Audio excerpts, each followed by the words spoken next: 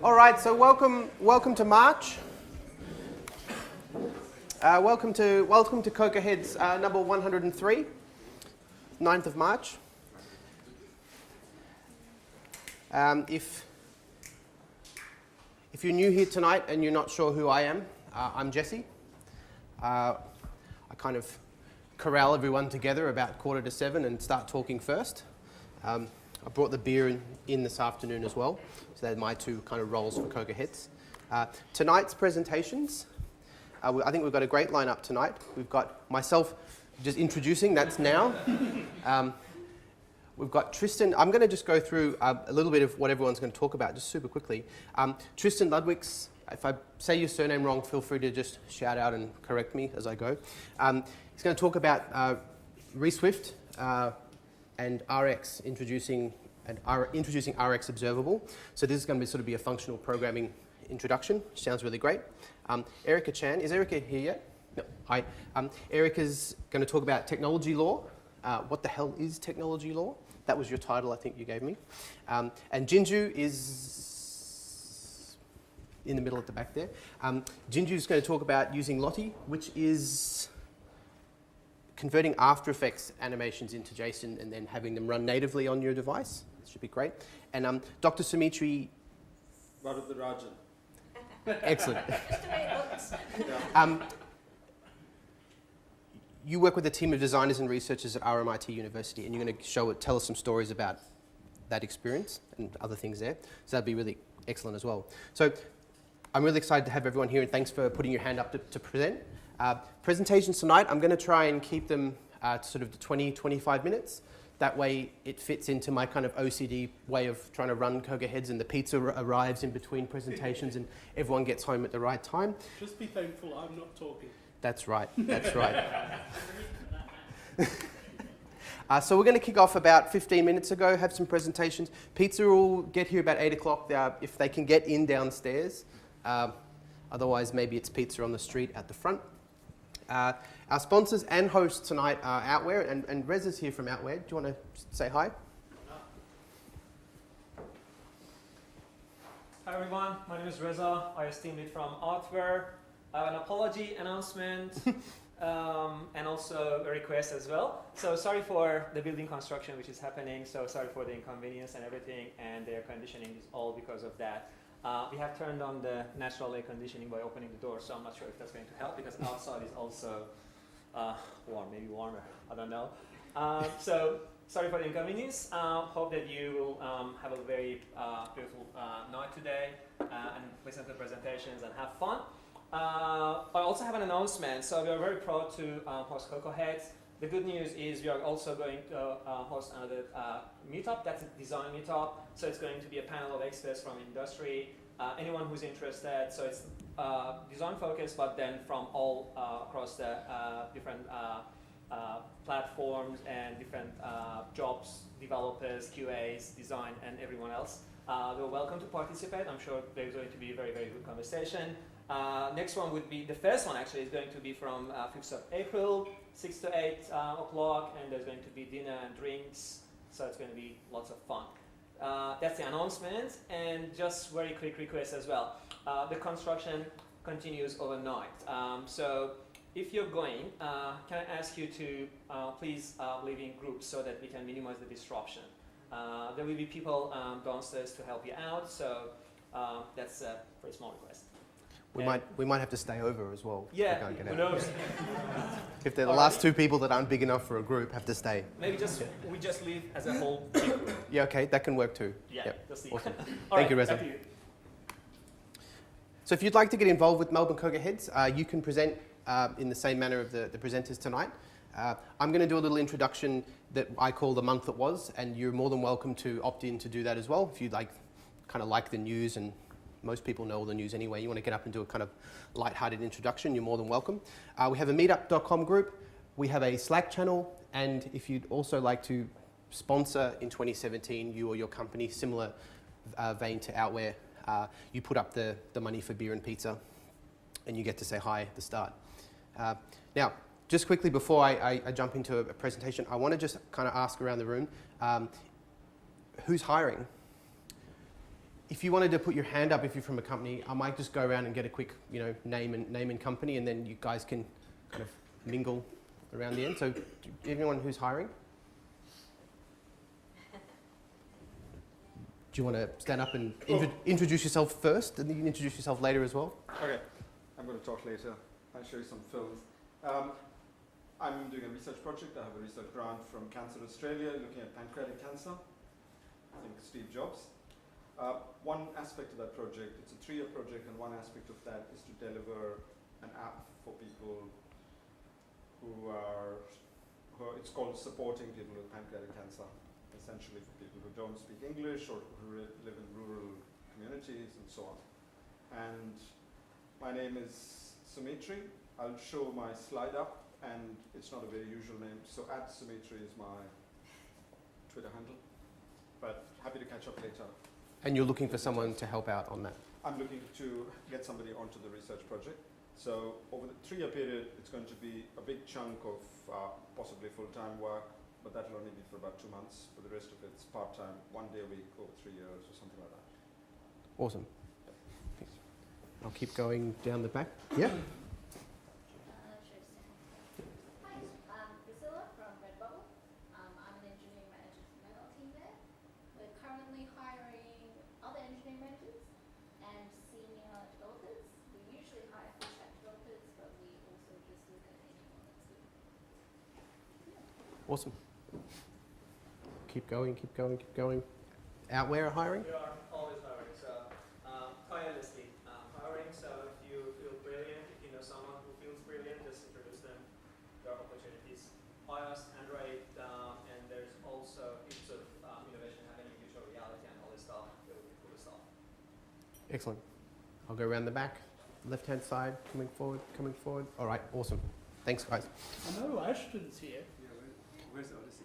Is Odyssey still hiring? Ashton, are you hiring? I'm not hiring now. What? They found the person after you. All right, so I'm going to jump in. I'm going to jump into the month that was. I'm feeling nice and organised. So the month that was. This introduction slide is a bit cinematic. Shiny. Anyway, it's actually Apple's video, which on their PR site I thought it was pretty fancy. So if people tend to be excited about the Apple campus, I think Apple's pretty excited as well. This month was divided up between what actually happened and what people are talking about might happen. So I'll start with what actually happened. What happened this month is only 4 weeks. It's one of the shortest gaps between CocoaHeads due to February. But one of the most unexpected things, at least in my mind, or maybe I just wasn't ready, WWDC 2017 was announced. Normally everyone's waiting, hanging out for it. Not only did they announce it super early, it's actually not in San Francisco anymore, it's down in San Jose. I've heard that's where it used to be. That was before my time as a adult, I guess. But I've also heard a lot of the commentary around it being in San Jose. It'll basically be a town takeover for a WWDC as opposed to just another conference in the city. So I'm kind of excited about that as a new venue. I think with Apple's new pattern of promoting the side events as well, I think it could actually be a really cool, almost like a bit of a festival in some capacity if you're a nutcase for Apple. Apple officially named their spaceship. It's going to be called Apple Park. They're going to name the auditorium the Steve Jobs Theatre, which is really cool. And these are in no particular order of what happened in the last month. But one thing I was aware of that happened about halfway through the month was Playgrounds. And I think, who here was at Playgrounds a couple of weeks ago? Yeah, that's great, probably half the room. I think Andy's probably on holidays now. Yeah, he's still in Japan. Okay, yeah. So Andy's taking a much-deserved holiday for something that he put together in probably less than 6 months. It was actually a phenomenal days, and I think the feedback's been really great. So that's really kind of put a rocket up, kind of Melbourne CocoaHeads, I think, a little bit. So we'll try and emulate some of that success. Some of the speakers that were there were just phenomenal. They've come from all around the world. There was a shareholder meeting where Tim Cook got up and said, "You will see us do more in the Pro area." And then I just thought I'd go back to Mac Rumors and check the Mac Pro again. 1,100 days since the last one. So I don't know, maybe we'll hope and see. Only Apple can do it. Yeah, we'll see. We'll see what happens. I'm reading more and more blog posts about developers switching back to Windows and saying it's terrible, but at least it's a new computer or something like that. We had Xcode 8.3, betas 10.3, iOS 10.3, watchOS, everything. There seem to be new betas every couple of days. I think we're just waiting for Chris Miles to finish his big merge, I think, and then they'll release the full version. Well, we missed this morning's release, right? Did they? Okay, yep. Apple stock hit an all-time high. That's exciting if you're an Apple stockholder, but it's also the market sentiment is positive on Apple. This picture, if you're wondering, that's Warren Buffett in the middle. That's also the other guy, Bill Gates. But Warren Buffett owns, he keeps upping his stake in Apple. He owns about $7 billion worth of Apple stock. The only reason that's interesting is because Warren Buffett's one of these, super rich philanthropic people, but he also doesn't invest in tech stocks. He's not a tech stock person. He invests in like old school things, but he's not investing in Apple because it's a tech stock. He's investing in it. His words are quite interesting in just sort of more general senses. Oh, people seem to like these iPhone things, so I'll get some of my kids have these phones. I don't know what they are, but yeah, there must be a good company behind that. Rollout.io code push crackdown. This hit probably in the last 24 hours. The comments on Hacker News are just hilarious because I think the CEO came on. I'm not bagging the CEO in particular, but he came on and said, a rollout has always been compliant with Apple's guidelines, and we've detailed that in the past. And here's the guidelines that we're adhering to. And everyone's just like, yeah, you're kind of reading the guidelines literally. You're not literally breaking the guidelines, but you still are. So that's been an interesting thing to come out. For me, I'm just, that's my bit of popcorn this month. All right, so that's kind of everything that happened in the last 4 weeks. I don't think much else really happened. It was kind of a dull month, really, as far as Apple. I mean, there's lots of other things we could talk about, but if I just sort of talk about Apple things, that's about it. But rumors, though, there were, with WWDC coming out, or the announcement, everyone's like, great, now we can talk about what might happen then. There's going to be a spring event. It's going to be March sometime. It was on the 21st last year. These are rumors that I've read. Nothing is confirmed. They're going to have new iPad Pros. They're going to have potentially an iPhone SE, maybe a red iPhone 7, all that kind of like. It's basically I'm seeing it as an iPad event. But it's also on April 4th at the Steve Jobs Theatre. So no one's really sure when it is. As we roll through March, the 21st is probably a little bit close to call. iPhone 8. Is rumoured. There's mock-ups absolutely everywhere for what this new phone could be. But I've broken down the rumours into sort of categories for iPhone 8. OLED is definitely one category.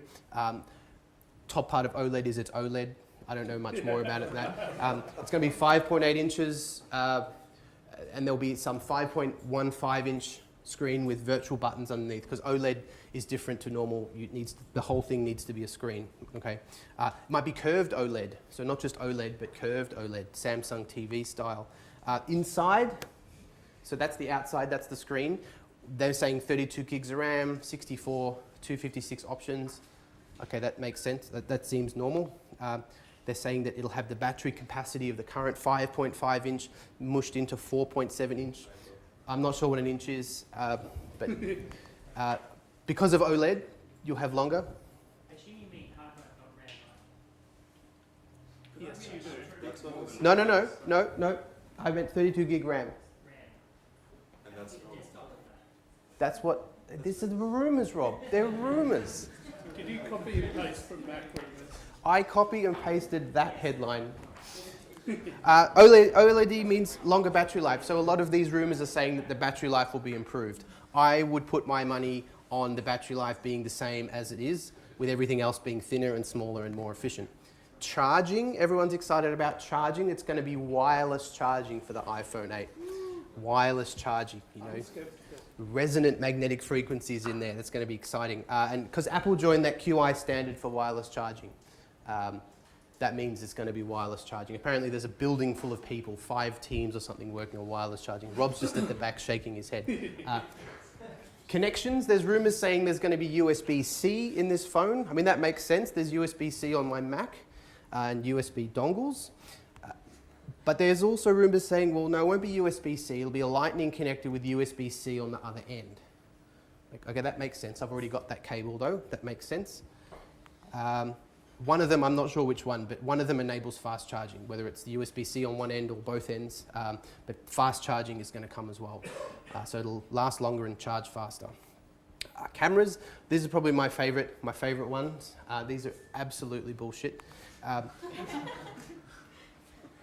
And these are all based off acquisitions that Apple have allegedly made. So they're rumoring a front-facing camera with 3D sensing capabilities. So, you know, it'll just log you in. I would have thought that would have made more sense on the MacBook Pro first, but they haven't done that. 3D face recognition instead of Touch ID, so 3D. They have an iris scanner that'll scan your eyes. But then... So hold up your photo to your iPhone. Will it log me in? Yeah, I'm not sure. Custom-built fingerprint sensor. So no one knows anything is what this... you add them all together, you end up with 0 at the end. It might be called iPhone Edition. At the end of the day, the month it was a pile of rumors and some kind of boring point updates for Xcode as we all hope for less bugs as we build. But yeah, that was the month it was.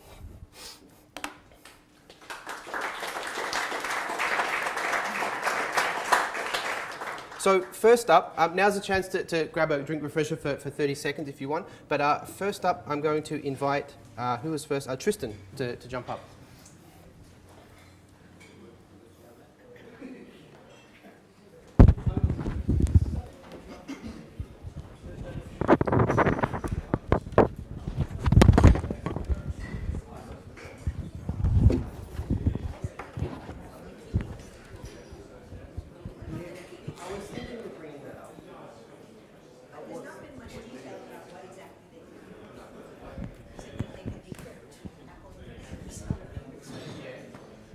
I was trying to keep it really non-political because I'm so for and that borderline, that's a borderline, that's borderline political. I have to hand over my phone in the morning and do something to it. I don't know if I can help you.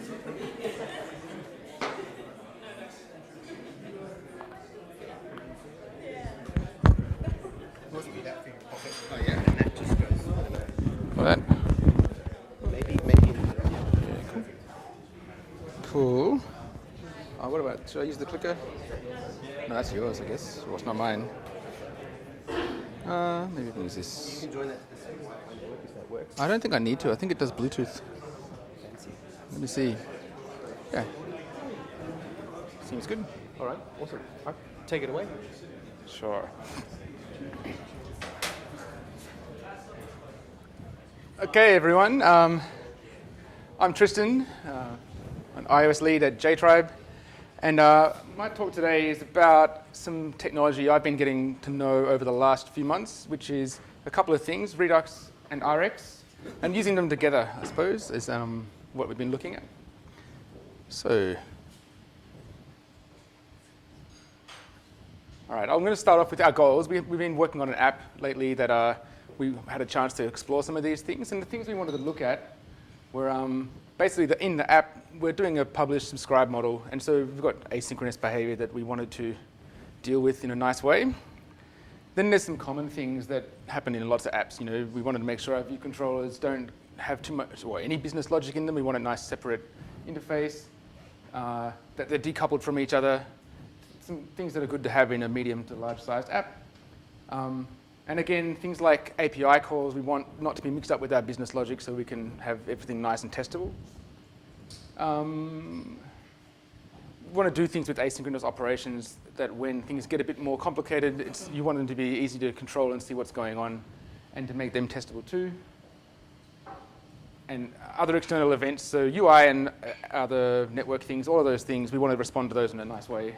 And lastly, if you can see the bottom one, we're building an Android app at the same time, so we wanted to be able to leverage some of the skills from each platform and share some of the knowledge, solve the problems in the same way. Okay, and that's because we love Android too. So some common problems that I think lots of us maybe find in apps and any software would be how to manage state and where it exists. Often it's, sometimes it can be in your views themselves, sometimes a bit nasty. Often it'll be in your currently active view controllers and maybe in several of them at once, which can make it a little bit tricky. Sometimes you have a database. Often you have singleton objects. Maybe you've got a service classes that you use in different parts of your app, basically pushing the logic of managing the state out of the view controllers and putting it in one class, but then you have all these different view controllers that are interacting with that singleton. Okay, and some other things that often are a problem is asynchronous behavior. You can use some common things to manage it, like the delegate pattern is a popular one with Apple frameworks. And it's great, but like some of the problems are that your dependencies can be hidden deep in your view controllers. It's a bit difficult to find out sometimes what's going on and see it in one glance. Callbacks, a similar thing. Sometimes you can have a completion handler from your network request, and then you kick off another thing, and then something else, and the callback within a callback. You get what the pyramid of doom of curly brackets. If you're writing Objective-C, you might be using KVO for some of this stuff, and notifications, and also things like promises are pretty popular these days, and they can be pretty nice too. So we were really looking at ways to tackle some of these problems, and what we came up with was using a combination of two things. One is, the first one I'll talk about is ReSwift, and I suppose first of all, who's heard of ReSwift or Redux? Is anyone? Yeah. So some people are familiar with it, and it's basically it's an implementation of Redux, which is a JavaScript based, or it came from a JavaScript implementation.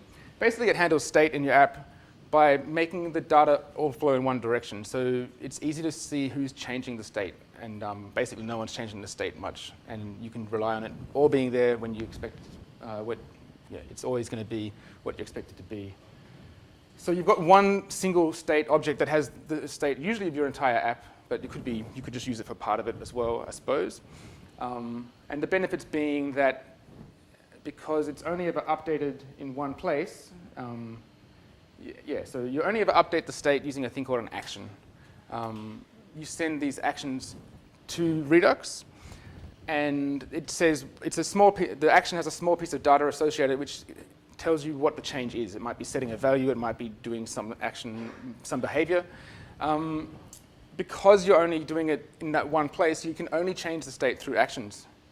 So that means that anyone else using the state is just a consumer. They can't modify it, and it's always going to be the same across everywhere in your app. You never have this problem where state's out of sync and one view controller thinks one thing and one thinks something else, and you get glitches in your app.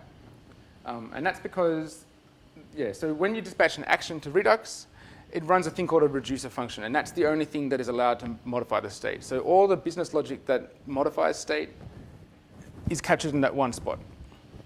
Or actually, you can actually have several mini reducer functions composed together.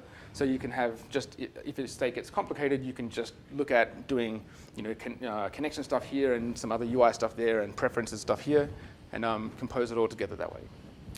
So it sounds a bit wordy. It's maybe a bit simpler with the diagram. So basically, we've got the Redux store over here, and here's your state that's common to your app. So your view controllers can dispatch an action to the store. That gets passed on to the reducer, which looks at the action coming in and the current state and returns a new state out. And that's basically the cycle. And the benefits of that are, I guess once you start using it, you can really see how it makes it clear what's happening. And we'll see that in the view controllers a bit later on. So, okay, and I think one of the goals that we had, because using ReSwift has been done before, and we've used it before. One of the problems that I have with it is that you've got to define these actions up front, and they're pretty simple to do, but sometimes if they're more than just basic actions, you end up having to write a bit of boilerplate and repeating that code. So one of the goals we had was to not only make it simple to consume this from our view controllers, but also that if we want to build out more and more actions, because we're going to have a fairly complicated app, we didn't want to have to duplicate all this code and write things again and again. So what we came up with was basically, these are some simple actions at the top, and it's basically just a class. Usually we'd use a struct, but in this case we're using a class. The action protocol is just a tagging, it doesn't have any methods or anything like that. It's just basically just saying that this is an action. And so that's simple. You can just create an action and then you can use it. But we've got some more complicated ones. So here's a simple example where this action has one value associated. It's got some state. It's a connection state, so it's disconnected, connecting, that sort of thing. So that's fairly easy too. We've got some more complicated ones here. We implemented this optimistic updating system. And basically we've got it down to, we can just define an action like this, and it comes with optimistic updates. It knows about some other stuff about our system. And we can just create lots of these. And this is a big part of our app's going to be this. And a big part of it was just being able to define the type that's associated with it and not have to do all the, there's an enum inside that says if it's optimistically updated or rejected, and all these sort of things. If you look at the Android version of this, for instance, I think they have to write that code for each action, which for me is a bit of a disincentive to using it in the first place. So there's some stuff in here that we've come up with, and I think, yeah, it's made it a lot simpler and it's a lot nicer to use. So to dispatch an action is simple. Here we've got an action in our view controller. Basically on the store we dispatch a new action, pass it in, does its thing. Same thing here, a different action is a connect action. So when you're using this in the view controllers, it's quite simple to see what's going on, and there's no business logic there at all. It's very just, this thing happened, go and do that. Okay, and to handle an action, you write what's called a reducer function, like I mentioned. It's probably a little bit smaller, but it's quite simple what's going on. The action comes in, and so does the current app state. We initialize it if it's not there for the first time. But basically, you just switch on the action type, and then then that gives you the downcast action. So we've got this action, which has a value in it. We can pull it out and update the state accordingly. So that's pretty cool. So some of the benefits of Redux, limiting the way that you mutate state can make your app easier to understand, because if you've got some of those things could be done in several places in your app. It's a bit harder to keep track of what it's actually doing. It's also easier to collaborate with when you've got lots of view controllers working together. You don't have to worry about which one modified the connection status, and you've got to push that through to the other view controller so it knows it's also been disconnected or all that sort of rubbish. And third thing is it's quite easy to write unit tests because the business logic is all in those reducers, and they only depend on the state and the action that comes in, so you can really get in there and test all these things quite well. All right, so that's Redux. The other main thing that we've been using is a thing called RX. And RX, well, who's heard of RX and ReactiveX or reactive programming? They're all kind of related. Yep. So basically, ReactiveX is it's based on a thing from Microsoft created it, and they call it the observer pattern done right. But essentially, it's a mixture of things like reactive programming, functional programming, and the observer pattern. So it's a series of events, like a stream of events that you can then subscribe to as the observer, and then you can perform functional operators on them like map and filter and things like that, which is what I was just going to say next. And you can also combine these streams together using different ways of merging, combining different things that can make it, I guess, you can take some of these things that happen and process them in one place, I guess is what you'd use it for.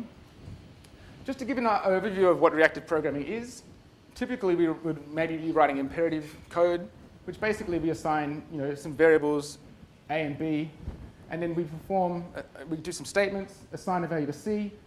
The value of C is going to be whatever it is, it's going to be 3, and so A and B is more than 0, so C is assigned to this, and it's positive. If you change the value of A, C doesn't change. It doesn't react to anything. It's just what it is. You have to tell C to update. So in contrast, with reactive programming, we set up the same kind of thing. We've got these variables assigned. And we set up C to be an observable stream of the values of A and B combined by adding them together. It's a little, it looks, and that's the terminology. It seems a bit weird at first, but basically you think of it like that. And then we take this stream of values in C and we filter out only the positive ones. We then transform that number into a string and we subscribe to the stream. And basically this is what kicks off performing some work. Until you do this, you're just wiring up the processing that will happen on the stream, but the values don't come through. Once you do this, it's listening to this, so you'll get 3 as positive printed out. If you change these values, new values get pushed through the stream and you get new data. And that's basically great for asynchronous programming and has a lot of uses. So this seems like a lot of new things to learn, and believe me, it was. It's been an interesting summer, and I think it's been pretty great though. And one of the main things we wanted to get out of this, I think I mentioned, was easy ways of doing this in our view controller. So once we have this set up, we've got a way that we can reuse it, and it's easy to write the rest of our code. So one of the things we did was put an Rx observable around the Redux store. So every time there's new state, we now get an observable of the new state. All right, and that's cool, except every time anything changes, we get the whole state given to us again, even if only one little bit changed and it's not the bit that we really care about. So it's not super great. This is basically how we implement the Redux store as an observable. So we're passing out a stream of our state. That's the Redux state protocol. So what we get once we've done this is basically a stream of state objects that may or may not have changed. But what gets really cool, and this is what I'll show you next, is that we can then, once we've got that state, we can perform functional operators on it. So we've got the store as an observable, giving us our app state, but then we can pass in, say, a closure that just selects just a part of that state, a substate. So we might only be interested in the connection state and not in the rest of it. So we just could pass that in, and then we could, by transforming it, we'll actually get only that bit of state, maybe just a single value. And then we can call distinct until change, which is a useful operator that will only emit a new value if it's different to the last value. And it'll manage that state internally. You don't have to worry about it. This is what the sort of things you get for free with Rx. So now we can do things like this. In our view controller, we can bind the UI to a bit of our whole app state, but we can basically use that stream of operator. And this is a bit of shorthand. We're selecting a bit of the state, the connection status, connection state. It's part of that object graph. We can then, once we get that, we know it's only going to change when the connection state actually changes. So then we can do things like map it to a string and bind it to a label. And this is cleanup that you need to do to make sure that it's disposed of at the end of when the view controller is thrown away. But basically, that's a really neat way of saying we're only concerned with this bit of state, and we want to bind it to this UI, and it's all done here. So I suppose there's the setup of that other, all that stuff I just showed you, but really that we can think of that as a library, and it can be reused across apps. And we're looking at packaging it up as an open source thing as well. So we're looking at that as being just not something that you have to do every time. We want to get to the point where we just do this. Okay. And the same thing with actions in the UI. So if someone taps a button, here's a slightly more complicated example, but the same thing. We're getting a stream of, say, the low temperature. This is the low set point is the temperature that something's set to. We've got 2 buttons, an increment and decrement button. Say we want to put it up and down by 1 degree if you press plus and minus. We get 2 streams now because we've done some transformations on the button tap. So this is when you tap the decrement button. We get the latest value of the current temperature and subtract 1 from it. And the same thing with the increment button. We can merge those 2 streams together, and we just have a stream of temperatures. Whoops, sorry. We just have a stream of temperatures. We could actually have several other controls as well, like a slider control that's also giving us a stream of temperatures. We don't really need to care how the UI is doing this. We can merge all those temperatures together and dispatch an action to the store. So again, we've got a simple way of doing all this logic in one spot. Okay. And the other thing is that this is optional. You can mix and match RX and traditional things. Sometimes you don't need anything that complex. You just tap a button, send an action. So it doesn't mean that you have to add this complexity if you don't need it, but it's still quite simple. Okay, so one of the other things I wanted to talk about today was how to handle side effects in this kind of thing, because Redux is basically about state management. It's about your business logic. It's not really about doing other things like work in the background, like network requests and things like that. So how can we fit these two things together?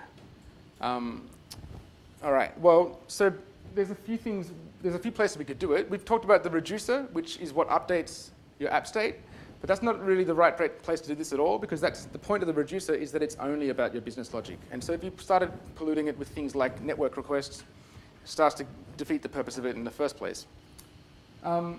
There's a feature of Redux called action creators, which is sometimes a pretty good solution. Basically what that is, instead of dispatching an action to the store, you dispatch a function that decides whether it might dispatch actions. And you can put your side effects in there. They can get, I suppose, one of the things is, I guess you need to know a bit more about how this works in your view controller. You need to say, well, I'm going to dispatch this action creator that will go and do this thing. I think it's a bit neater just to dispatch an action and have it fire off, but that's one way to do it. The third way to do it is with middleware. Redux provides a middleware layer, so the store you provide this middleware to the store, and it basically does some extra work every time an action goes through. It's not to do with managing the state. It just sees all the actions that come in, and it can decide to do some other stuff. So that's what we're going to look at right now. Middleware is basically a function that takes this, it takes the state of the store and it can dispatch actions. It looks a bit unwieldy, but it's basically that's what it does. It can dispatch new actions and it can look at the current state. So we've used this middleware to implement a thing called Redux Observable. Now, this is not something that we came up with ourselves. It's, again, something we borrowed from the JavaScript land, because that's what all the cool kids do these days, it seems. And Redux Observable is basically a way of using RX to manage your middleware. And what it'll do is set up, it'll be, so, let me go on. It uses RX to compose the middleware using a thing called an epic, which is basically, again, an epic is a function. And the function takes a stream of actions coming in, which is the actions that your store is always processing. And it takes the current state, and it returns more actions. And any actions that it emits through its output will get dispatched by Redux as well, but after the first action that came in. So if I tap a button on my UI, it might dispatch a connect action. My epic might go, oh, a connect action, I need to do something. And it might send off a network request. It might dispatch another action that's called log something to the database, or I don't know the database, but you can emit more actions if you want. So basically that's where you can do all these side effects. And it's basically, usually it can be composed in one little function, so all your connection handling might be done in that one spot. That's basically what Redux Observable is. It seems a little bit complicated, but I think basically think of it as like it's listening for the actions that are being sent at the store. It can then look at that and the current state and do some other work on the side, on a background thread, manage that thread because of RX, and dispatch more actions if it needs to create things. So maybe your network goes down, it dispatches an action that says connectivity issues, and then that goes to the store, your UI can update, that sort of thing. So you can have all that logic about the connection in that one little spot. All right, so after going through all that, I guess I've thought it may be a good idea to give you a bit of an overview of what that looks like in our app. So at the top, obviously, our view controller. It can dispatch actions to the store, and it's observing a stream of state coming back out of the store. Really, so the middleware is sitting alongside here with Redux, or maybe a little bit underneath it. And we can